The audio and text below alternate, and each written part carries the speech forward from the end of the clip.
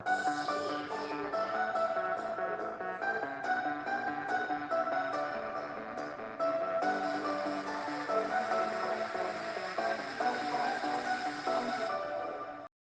Making of a Scientist is a story about the leading scientist Richard E. Bright. He was a curious child right from the beginning years of his life.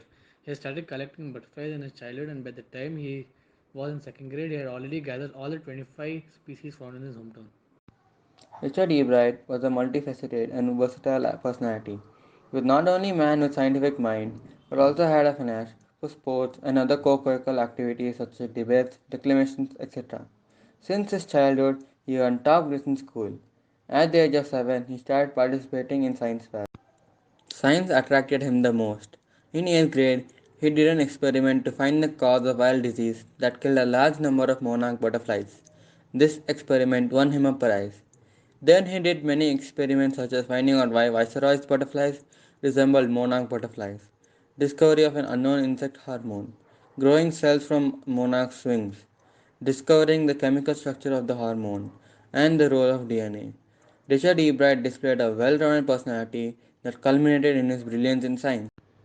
Picture 1 shows different species of butterfly found in Pennsylvania. Richard E. Bright collected all the 25 butterflies found there. Picture 2 shows the graph on number and kinds of butterflies collected in 6 weeks. At the age of 22, a former Scout of the Year excited the scientific world with a new theory on how cells work.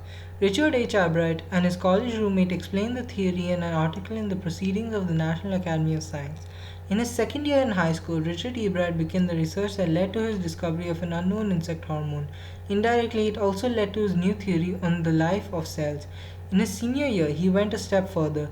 He grew cells from a monarch's wing in a culture and showed it that the cells would divide and develop into normal butterfly wing scales only if they were fed to the hormone from the gold spots during his junior year. Ebright got the idea for his new theory about cell life. It came while he was looking at X-ray photos of the chemical structure of a hormone. He believed that, along with his findings about the insect hormones, the photos gave him the answer to one of his biology's puzzles. How can the cell read the blueprint of its DNA? DNA is a substance in the nucleus of a cell that controls heredity. It determines the form and function of the cell. Thus, DNA is the blueprint for life. I'm gonna be talking about the character sketch of Richard H. Ebright's mother. She was very supportive. She was independent and strong. She was very inspiring. She was the reason Richard became a scientist, as when he was a child, she got him a book called Travels of a Monarch. She cared very deeply for her son. She encouraged him in all his hobbies. She was a very loving mother and she loved her son a lot. The Making of a Scientist was written by Robert W. Peterson. This prose is about a renowned scientist, Richard E. Bright, who was a bright yet curious child from the early years of his life. He was very fond of collecting butterflies, and when he was in second grade, he had already collected 25 species of butterflies in his hometown. His mother always encouraged him in his efforts and gifted him a book called The Travels of Monarch X. The book was a turning point in his life as it opened the world of science to him. It explained how monarch butterflies would migrate to Central America and made him more eager to explore about the species.